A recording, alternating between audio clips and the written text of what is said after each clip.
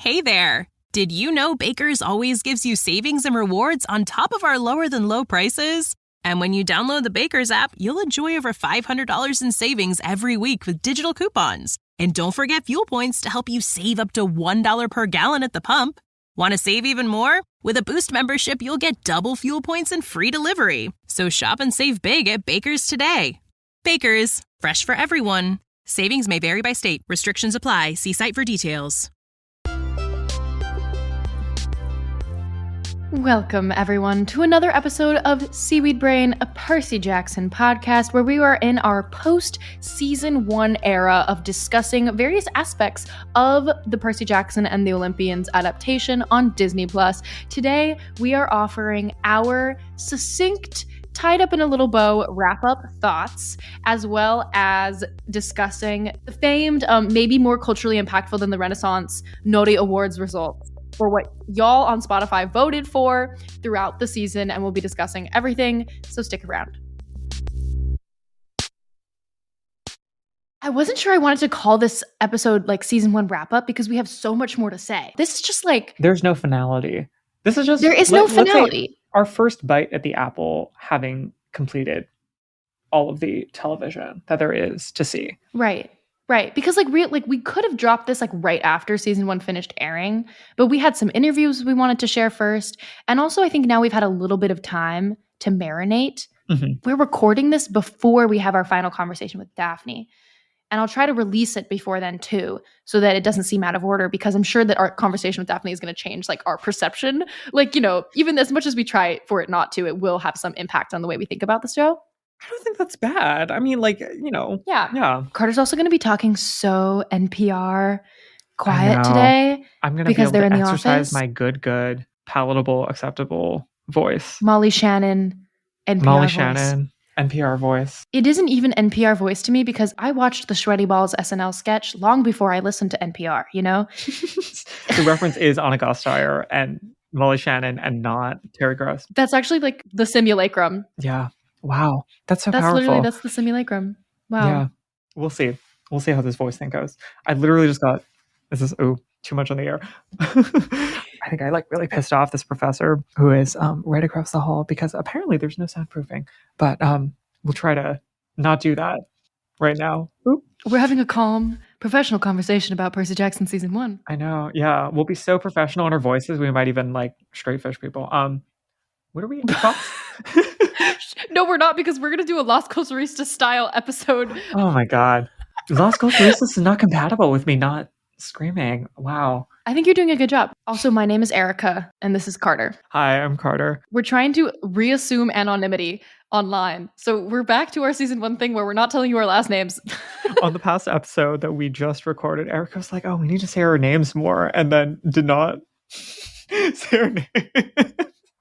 Authenticity is dangerous and expensive. Anyway, that's who we are, and I think it's time for us to read out. Should we introduce this concept again? If you listen to any of the episodes that we've done for this season that have been specifically recapping and discussing a particular episode of the show, we ended the episodes by creating these categories for people to vote on Spotify. Categories, well, you'll get the sense for what they are as we go through them, but we can leave it at the fact that these awards are cultural defining resets in the critical consensus of the populace that we will be delivering now. So everybody, you know, have incredibly high expectations and prepare yourselves. Are you ready? The episode 1 Nori Award for most gastrointestinal distress goes to Grover Underwood. A whopping 57%. If you'll remember episode 1, everybody had GERD. Other contenders were Sally, Gabe, and Percy. And this wasn't even a contest. This was Grover we all would the have way. To co-sign this result. Grover did run away with the GERD there. Yeah, I love that we're giving our approval over whether or not everybody was right. We allowed them to vote, and we also decided to retain veto power. Should we do episode 2? The episode 2 Nori Award for most distinguished Percy Fall goes to Walking with Annabeth. the contestants for this category were outside of the Hermes cabin. That's when Clarice pushes him. Mhm. There's like a character limit to what I can make these choices, which is why some of them are very confusing. Limiting the Los Costaristas analog of it all. Yeah. Walking with Annabeth. This was when they were in the capture the flag sequence before she adjusts his armor, etc. At the beginning. Down the forest hill. That's when he gets beat up by the Ares campers during the game. Into the water, claiming. And then in love with Annabeth. Oop. I'm not going to lie. I thought everybody was going to vote for falling in love with Annabeth. Oop. I know. That was, I mean, it was a strong 31%, but I guess we're diversifying. Yeah, you guys said that joke wasn't that funny, Erica. Yeah, they said, you better check out those Second City. You better check out those Second City classes, girl. You're only humorous. You're not funny. Yeah, walking with Annabeth. That stumble is important because it represents so much about their relationship dynamic. I know. She's like 4 paces ahead of him. Her little like eye roll is so cute. It's a good, strong benchmark for where we're going. I also have to giggle every time I think about those early Camp Half-Blood scenes because Walker truly is like so much shorter. 4 inches shorter. Like part of the reason why that trip scene works is because they're the same height. They're never, wow, I really do feel like a mom. They're never going to be that tiny again. It's so sweet, like that we have those scenes of them being so young. Like, and I mean like the characters, but I also just mean like Walker and Leah, you know, because like we will be watching them grow up. I heard somebody refer to that as vertically diverse. Who was it? Oh, it was Aisha Harris on Pop Culture Happy Hour. During their Pop Culture Hills that they would die on, she referred to herself as being in a vertically diverse relationship. And that is the kind of Percybeth that we are going to see evolve in the TV show. Should we do episode 3? Let's do episode 3. The episode 3 Nori Award for most rotted read goes to She Met a Pinecone's Fate. This was good. I kind of anticipated this. The contestants were She Met a Pinecone's Fate, I Wasn't Just Like You, I Was You. From Medusa. Medusa, of course, to Annabeth. And then Family of Squirrels, which was, of course, Megan Mullally reading Talia, but at Annabeth. I thought that Megan would make a stronger showing here, given that Megan Mullally is an Emmy winner. You know, there's a lot of pedigree that went into that read, a lot of experience, classical training. Do the 12 to 21-year-olds watching this show really know that, you know? I think that they should be able to feel it. And I felt it. Like, I think that I didn't just know intellectually that Megan Mullally had this pedigree. I think I felt her deliver an incredible read. Yeah. I want to blame the landsliding of She Met a Pinecone's Fate here on the character limit in the Spotify polls, you know? Like, if I could have written out the full thing in there. Yeah. Yeah. Spotify, if you're listening to this, could you adjust this very fun feature so that I can type out an entire paragraph of dialogue? That would be helpful for more accurate results, you know? Yeah. It was a great read. And I think we should review what we spoke about during the episode 3 conversation, which is that it isn't just funny. It encapsulates so much about Percy's impersonance and his persassiness because he is delivering this read, but he is like, ultimately, like, is he reading Talia or is he reading Zeus? He's reading Zeus. Episode 4? Yes. Oh, this one was close. The episode 4 Nori Award for most Tiger Mother goes to Echidna and Chimera. Mother is capitalized in case you were not looking at the poll right now. Yeah. Most Tiger Mother is a verb and a noun. Echidna Chimera had 41%, where we had Athena and Annabeth at 31%, and Sally and Baby Percy at 26%. I'm going to call this this is pretty close. We have almost 500 votes here. Yeah. I did not anticipate Sally getting this many votes, but I think something with the shock factor of seeing her show any sternness was surprising to people. I wonder if we had posed this question in episode 7, if Sally would have gotten even more votes, you know? Because now that I think about, like, this was about her being like, you need to swim now, Percy. Like, let go of me, let go of the edge of the pool. This wasn't even about, no, my son will be going to this school. That's actually the more accurate Tiger Mother. I think this was a good category, though. I'm proud of us. I had forgotten, but it resonates. Should we also acknowledge that, like, that's a phrase that has like a slightly fraught cultural significance and that we are choosing to reclaim it? One of the great thinkers of the 21st century, our friend Isabel, who we went to high school with, has famously delivered an iconic speech when she was like 12 about how we need to reframe cultural understandings of tiger motherhood. But also implicit in that speech was the idea that it's too late to try to disappear this idea and this framework for understanding motherhood among Asian Americans from the lexicon, and that we instead need to embrace, find ways into it, use this as a way to conceptualize and understand things rather than whole cloth marginalizing any types of people, whether those are Asian American mothers, whether those are Asian American mothers who would specifically identify as tiger mothers, Anyway, it is a fraud term that does make sense, especially because the Chimera is basically a tiger. There we go. We love to see some Suzanne Cryer love, She did a great job. Especially because that's a character we might never see again. Maybe they'll write her in. Maybe. Couldn't you see her like deflecting and joining the Princess Andromeda? I mean, we get Typhoon in season 5. Typhon. That's her man. Yeah. Maybe she'll show up at the Battle of Manhattan. She should come back. I think that would be fun. I always think about her being in the Battle of the Labyrinth, but she isn't. Yes. That is, what's her name? Campe. Yep. Also a queen. Mother. Should we do episode 5? The episode 5 Nori Award for most psychologically damaging Percebeth dialogue goes to... I'm okay. I'm okay. Wow. There were a lot of options in this poll. We had that you hugged me. That was when they were sitting on the side of the highway and Percy was being very awkward. Mm-hmm. We really ought to fix that. That was about Annabeth not seeing any movies. Mm-hmm. You're better at this than me. That is what I voted for, actually. I think. You voted? Yes, I voted. Carter, have you not been voting? Do you know how important it is to vote even when the options are less than ideal? I thought that we were like British royalty and like it was uncouth of us to participate in the process that we preside over. Well, we do maintain veto power. So what does that make us? Dictators. It means that this entire election was a sham. Anyway, yeah. I'm okay. And then he's better than that, which was a sliver from Annabeth's monologue. Again, I need the option to put entire paragraphs of dialogue in here. Yeah, I'm okay. I did find to be a surprising victor, but it's a huge margin. Do you think it's John Green's fault? I feel like so many of our listeners won't even... No, that's not true. Do you think he predates them? I think that John Green, as a novelist, predates probably a lot of our listeners, but that his primary personality now is more so as a TikToker and a podcaster. I did not know he did either of those things. Wow. Good. That's how old you are. Drag me. The podcast is old, but like, yeah, he's big on TikTok. I guess makes sense to me. He was always very current. I mean, when he was doing YouTube, it was like because it was new and fresh, and he was in charge of it. Do we all know the piece of cultural history and lore that John Green is one of the co-founders of, what is it called? VidCon? What is that? The YouTuber convention. VidCon. Oh. Hank and John Green were the co-founders of VidCon. Isn't that wild? Like, John Green did that while he was drafting The Fault in Our Stars or something. Yeah, it's because he was doing Vlogbrothers at the time. Yeah, because of Vlogbrothers. And Crash Course, which is also John and Hank Green. That's probably actually how the kids know who John Green is, because of Crash Course. Do you think the kids still watch Crash Course? I'm going to make that the Q&A for this episode. Do you still watch Crash Course?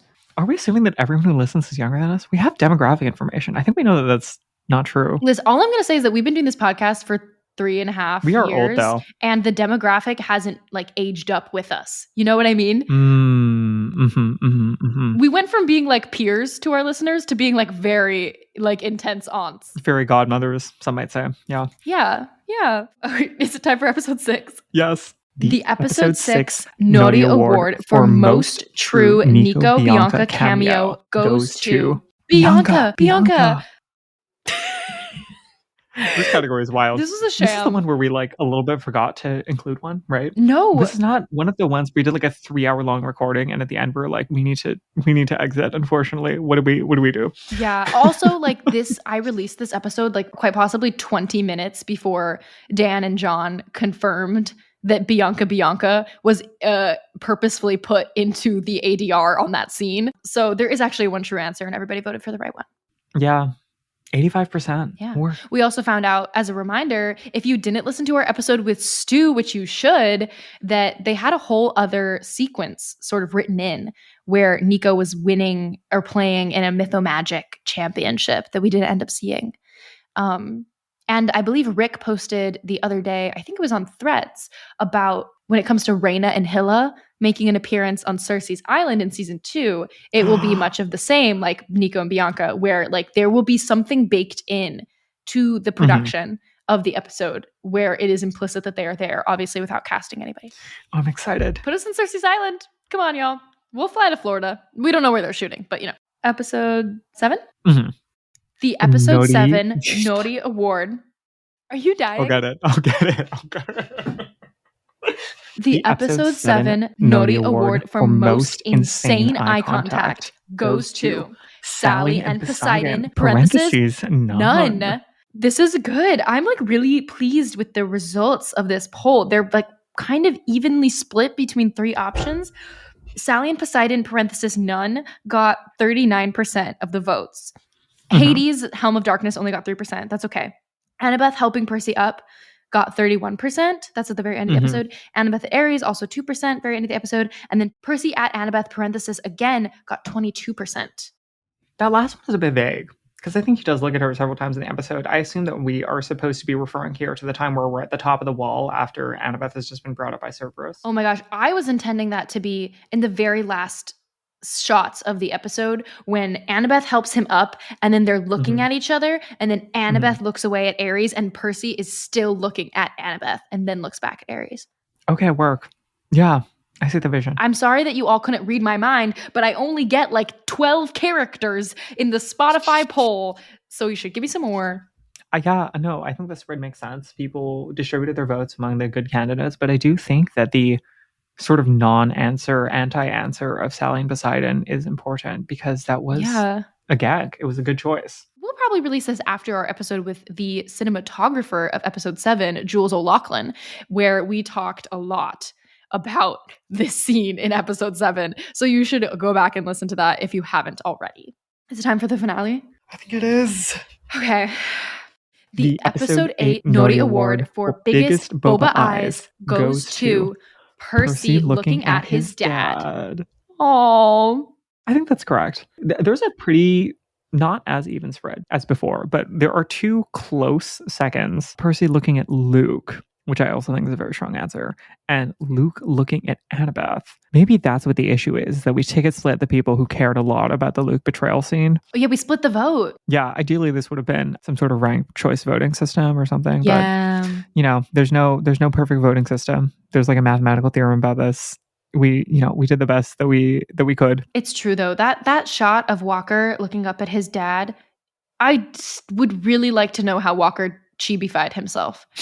It did appear as though it were a physiologic transformation. His eyes got bigger in addition to being like glistening with tears. It was wild. I would give an Emmy award, but instead you get a Nori award. Congratulations to Walker Scobell for winning the episode 8 Nori award for literally turning himself into a cartoon during this scene. And congratulations to all the winners and all the Nori noms, because in many ways being nominated is the real prize. Absolutely. Thank you everybody for joining us for the first annual, maybe we shouldn't say annual because we don't know how many years it will take to get season 2 out. Thank you all for joining us for the first of many Nori Awards ceremonies. It's been a pleasure. Thank you for exercising your right to vote. This has been great. And now we're going to talk a little bit about our dangerous and authentic opinions. Now we're going to talk a bit about our expensive, authentic opinions of season 1, as though we haven't been sharing them this entire time, you know. Yeah. Sort of like overarching feelings. We had a conversation with a mutual friend who may or may not be listening to this podcast recently that kind of catalyzed this set of thoughts. It gave us an opportunity to try to synthesize things across the season, which we kind of haven't had the opportunity to do as we've been going episode by episode and trying to do close reads and, you know, give attention to things like shot choices, dialogue choices, eye size, etc. Yeah, and I guess Carter and I were pretty unified, which isn't a surprise, on what we thought like overall of season 1 and like more specifically what we want going into season 2. Because we have already talked about this and sort of like laid out our thoughts, I'm going to kind of like, we can both speak for both of us, I think, as we like make this grandiose statement to the world about what we thought together as a unified front, that like season 1 was extremely successful in its mission and what it set out to do, which is establish the world that Percy exists in for all future endeavors and for the future of the Great Prophecy, for there to be stakes not only to his personal life when it comes to Sally, but also where you go if you die, making hell into an intimidating, scary, dark, lonely kind of place, making Zeus out to be a very terrifying force that lords over his life. All of these things are very important. And that sort of our biggest thought going into season 2 is that there's now room for it to get sillier. That I've seen some people sort of argue online in the fandom about whether or not the show should be quote unquote funnier. And I actually don't think at all that it's about it being quote unquote funnier. I think it's about it being sillier, just a little bit goofier. And that the project of season 1 specifically doesn't allow for more of that. That we had to establish the world and we had to make it magical and find a way to link the magic to our world and draw viewers in and like firmly establish Percy as a character to people who may not have known him before. And that going into season 2, there's just a little bit more opportunity with like a fewer pages in the book in Sea of Monsters, fewer big events to get through, sillier things like Percy being turned into a guinea pig, and also most importantly with the inclusion of Tyson as a new character for things to get a little bit silly goofier. And that this will sort of allow for maybe something that the show wasn't quite as successful at, which is being a show for little kids.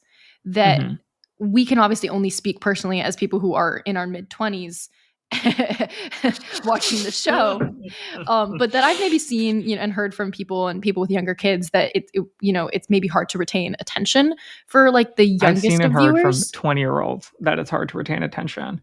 That too. And that the way to retain attention doesn't necessarily come through expensive action sequences.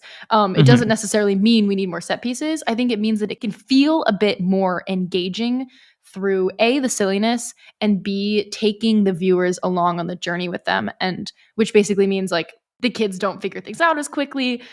Tyson will help with that, being a new person who will introduce like a silly, stressful dynamic between Percy and Annabeth, and then also like has the opportunity to like ask questions about things that are going on. I think, we want to put a fine point also on this, like what we mean when we say funnier and sillier are not the same thing, because we're not necessarily advocating that there need to be more jokes in each set of dialogue, or that we didn't like the jokes in season 1. I think silliness, goofiness, strangeness, weirdness, peculiar, like I think the idea is leaning more into things about the show having like a weird perspective that is in and of itself humorous, like a set that is abnormal but like funny and interesting and thought-provoking, as opposed to there are not necessarily trade-offs between these two things, but making sure that that is like at the top of mind as much as the set being beautiful or otherworldly or mysterious or magical or polished. This is a fine point I want to talk about when it comes to the argument about the books being silly, because I have seen people say, A, the show should be sillier. B, the show shouldn't be sillier, because the only reason the books are silly is because we're in Percy's perspective. And like, that's what makes the books lighthearted. And that because we are no longer in Percy's internal monologue, the actual world of Percy Jackson is much scarier. And I actually completely disagree with that. It is not entirely due to Percy's monologue that the world is silly. It is that the world is actually silly. Carter said something a long time ago when we very first started our podcast that I don't know that I've ever mentioned on air, which is not, it's just, we don't love Percy Jackson because of the Greek mythology. We love Percy Jackson in spite of the Greek mythology. And that might be controversial, but we're not classicists. And it's not because the world is big and grand and mysterious that draws people into Percy Jackson. It's the juxtaposition of gods existing in the real world. It's not entirely Percy's perspective that makes the book silly and goofy and fun. It's funny that a monster donut shop exists. Like it's a Starbucks and the Hydra, every time you cut off a Hydra's head, a new Starbucks pops up. Those kinds of like real world observations are what makes the story very silly, goofy, fun.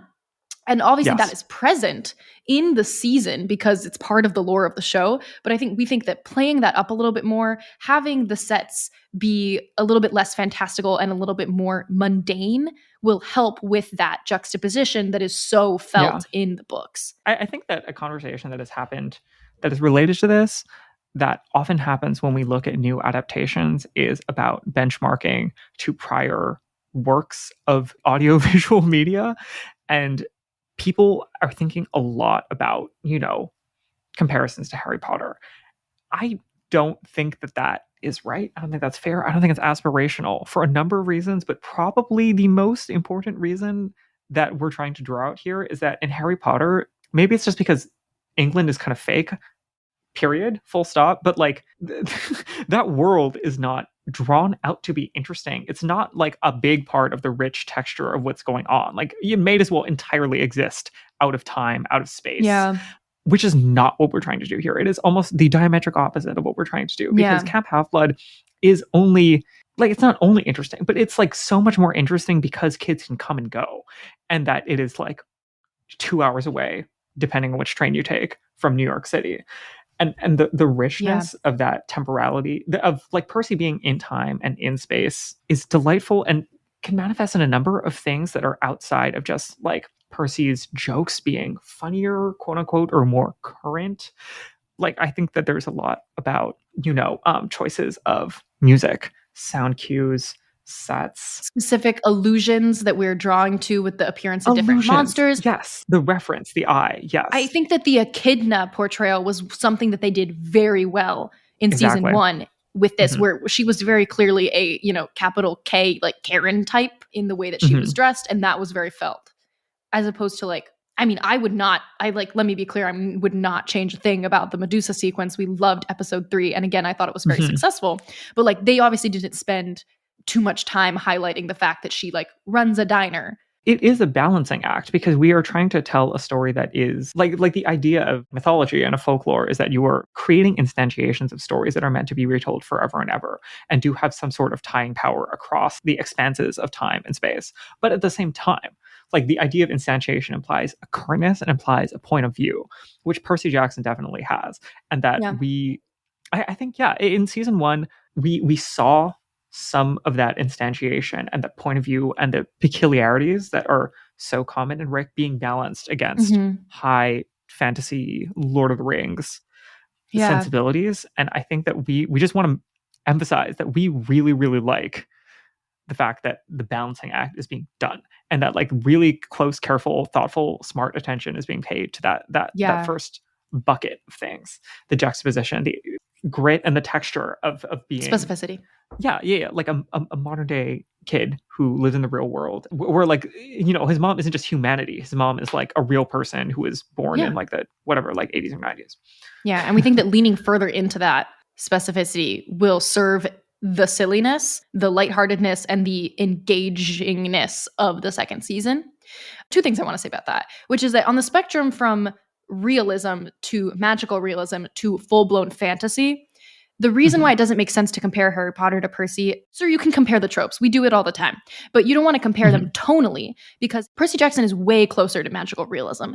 It isn't exactly magical realism, but it's much closer towards silly, strange things happen, but we still exist in a real world where there are consequences for certain things. Magic is still outrageous, especially in the first couple books. Like I think later on, we get into more of a fantasy world, maybe in Heroes of Olympus. But I think for season 1, it's important to keep it as grounded as possible, which we know is something that they thought about. Again, we know that that's something that they thought about, I think, as far as elements of the design and the dialogue. And we feel personally that it could go further into realism, into pedestrianness, if that makes sense. I have an amazing professor. I'm going to shout out Professor Cynthia Cortman Westfall.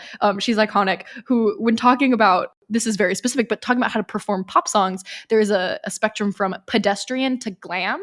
And I think that's kind of the same thing that we're talking about, that like it's a little glam right now and it can be a bit more pedestrian. That actually really helped me a lot, because I think the spectrum of glam to pedestrian is useful, where I would want to be further towards the pedestrian end of the spectrum. But I also think that helps us clarify that pedestrian is not being juxtaposed against like creative or interesting, because I don't think that's what we're trying to say either.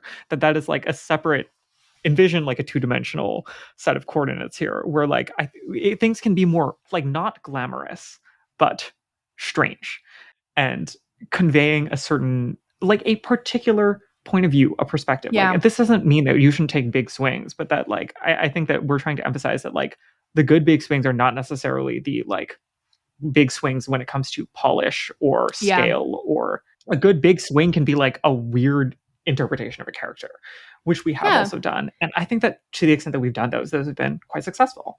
Yeah. This is like a very specific example of, I think, what we're talking about. But like, again, loved what they chose to do with Krusty's. Visually, it was very pretty. Like the colors were really cool. It was giving 80s. If I was making the show, you wanted it personally, cheaper. I would have made it look like Bed Bath & Beyond. Bad, terrible lighting, fluorescent, like literally it's just Bed Bath & Beyond, and it's not pretty. What was the second thing I had to say? Oh, walk with me on this, because I don't know that any of this is going to make any sense, and I'm just thinking out loud. When it comes to firmly grounding things in the present day, I know there's like a common creative fear about doing that, because what it does is it instantly ages the project. Like anything, any specific references. I mean, we notice this all the time when we're reading the books. Like, So Yesterday obviously aged The Lightning Thief into being 2006. But I think that we should collectively, as a society, have less fear of doing that.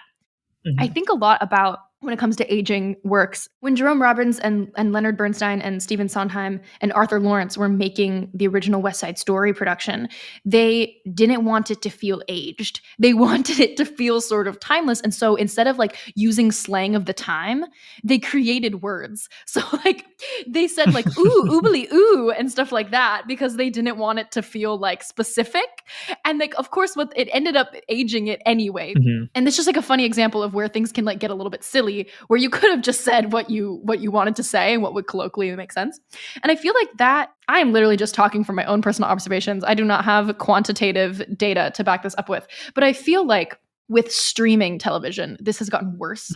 I'm thinking of like the 80s-ification of every Netflix original show, where it like, why does it look like they're in the 80s, but they also have cell phones, and like we're completely out of time and everything is neon, but we're clearly set in the modern day. I know what you mean. Very sex education set design.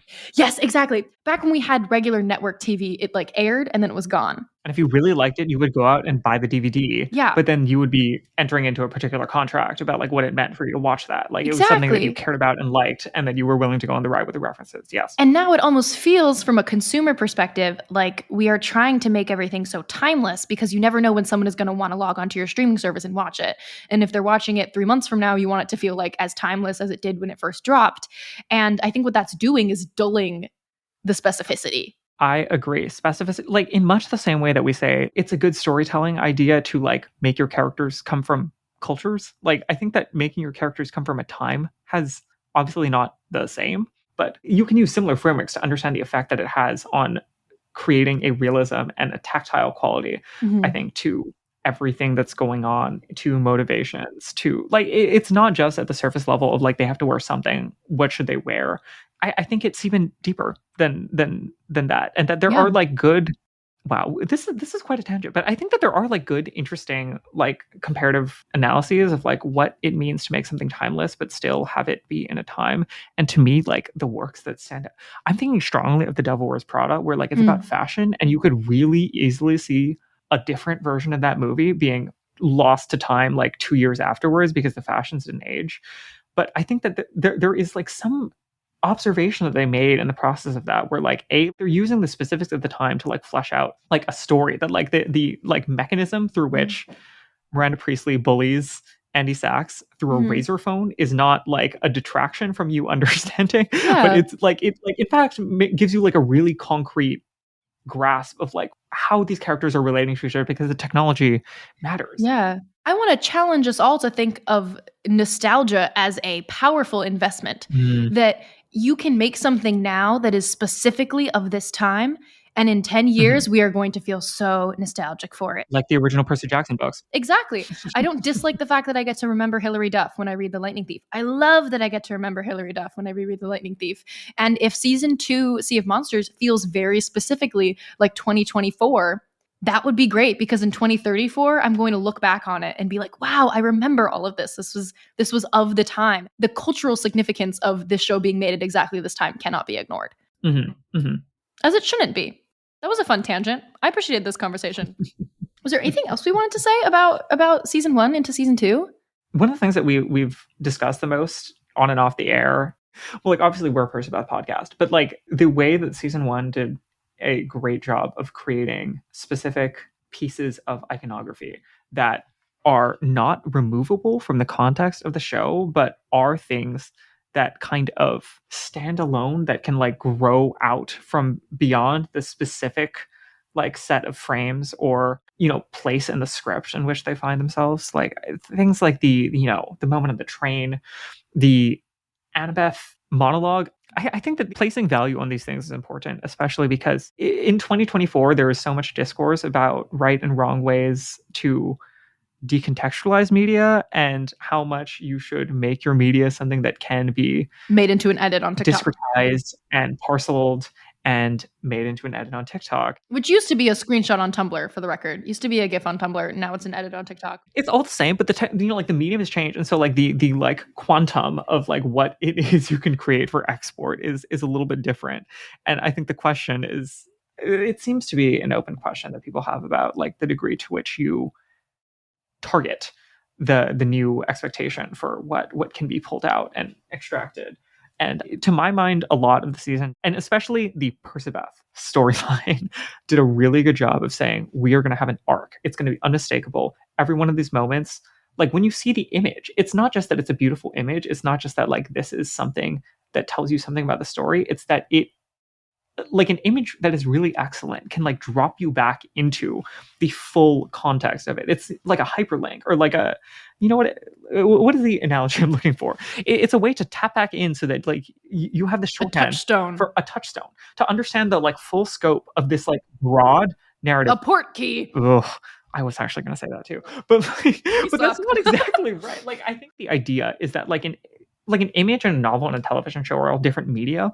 Like this TV show is giving us a key to interrelate these things, where you can see like this image from the train and allow all of these like deep feelings and memories about like a complex, long story that takes place over the course of a long time and a lot of viewing hours just like rush into you all at once. And I think that is, to me, like the kind of, like, to the extent that we're going to like quote unquote pander to certain TikTok-ified audiences, that is the kind of pandering that I think is good and doesn't sacrifice the goals that we have as people who care a lot about long form stories and the development of relationships and trying to create things that like will last after whatever platforms and media exist for disseminating shorter form edits and content are no longer around.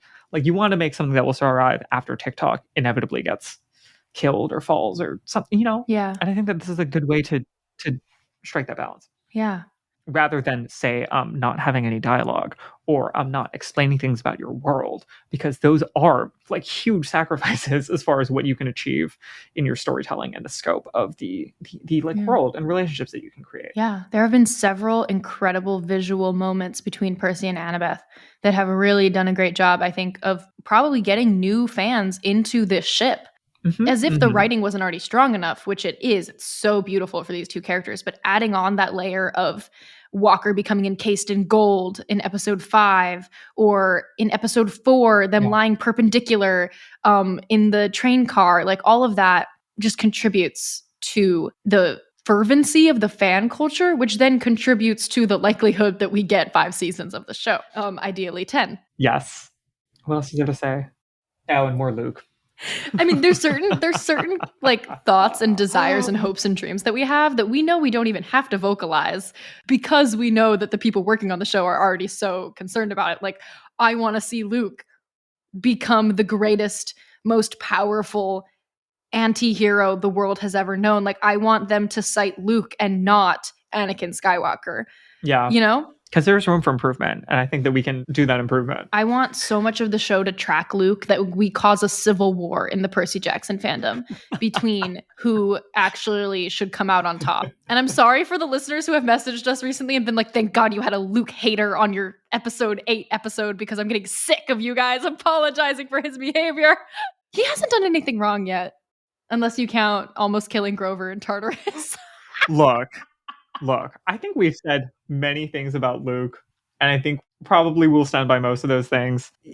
Good media, I don't think that we should all be hating the primary antagonist, especially in this story where there are kind of 2 levels of antagonist, one of whom is just a slightly physical manifestation of evil, and the other of whom is a teenage boy. Like, the teenage boy should feel compelling and interesting and have rooting interests and things that they do that are really unpleasant, and that's what we're getting, and that's what we should continue to get. And like, we're not trying to say that you should invite Luke to brunch. We're saying that a good show is a Luke heavy show. Are you forgetting famously in the Chalice of the Gods that Percy hates brunch? You know, I did willfully forget that, and will continue to do so. Yeah, I think that's what we got. And again, we're going to keep talking about this. We're going to do specific conversations on specific elements. But those are our overall thoughts. And like mostly like framed as far as what we want to see going forward. Yes. Because again, we quite liked season 1. Like, we really enjoyed season 1. Not that I think anyone is doubting it, but we really liked season 1. We didn't just say things because, you know, we got invited to the premiere. Like I worry that really liked season 1. Like, have a lot of concerns about this, that we are losing the very loose, nebulous core idea about journalistic integrity, and we're losing our identity as haters, which I don't think is true. Like, we've lost our placement because we liked the show so much. Look, we did like the show a lot, and we are still haters. Yeah, we're like haters by trade, by nature, we're haters by trade, birth. by birth. By rearing. But this is our podcast that we use as a creative outlet. Like, I mean, for Carter especially, I know this is a creative outlet for you. And for me, this is an outlet for me to like exercise my opinions, because as an actor, you know, your opinions aren't always the most valuable in the room, as they should not be. You're not one of the creators, you know. So it's a great opportunity to like exercise the creative part of our brains as people who have like essentially no authority to speak on this other than being fans. Yeah, that really is it. We're just people who have a lot of opinions. Yeah, we're just like, I'm an actor. Carter is a current PhD student studying public health policy. You're listening to this podcast for who knows why. And those are our thoughts going into season 2. We've done a lot of hedging. Wow, we're like scared to be haters. It's because this is a conversation I've actually had so much lately, specifically with Mike and Phoebe and Emily from the various Percy Jackson podcasts, that although we aren't, you know, like being paid by Disney to talk about this, because Disney doesn't have to pay us. They know we're going to talk about it anyway.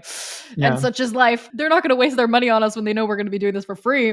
That it also can't be denied the effect that having so many conversations with the creators has on our enjoyment of the show.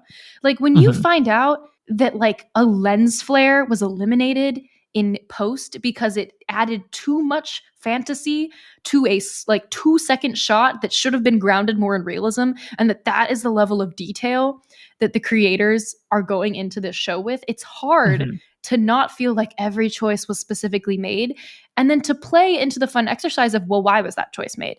You know? We don't just like sit here and be like, oh, I like that, I didn't like that. Yeah. Maybe we've probably done that a lot on our podcast throughout the years of reading different books, but now we get to sit here and be like, why did they say that? And if we didn't like it, what would we have said instead? Yeah. And that's fun. We have a depth now of relationships and knowledge that are difficult for a lot of people to access with regards to this show. And, you know, I think that people who want to raise concerns about journalistic integrity would first remember that we aren't journalists. Are not journalists. My degree is like musical theater, baby. Our opinions are genuine, and that like all analysis, all critique is from a position. Like it is as arbitrary and confusing and fraught a position to not have detailed thoughts and access to information about whether or not there was a lens flare in a specific scene as it is, like, you know, like having or not having that information. I think those are both fraught positions, and you have to acknowledge the like limitations of the position from which you are forming opinions about a piece of media, regardless of what combination of those things that you have and don't have, you know? Yeah, I can't say for sure what my opinion would have been in a universe where we haven't gone to know the cast and crew of this show, because that's not the timeline we're in. But I have a feeling I would have liked it just as much as I do right now.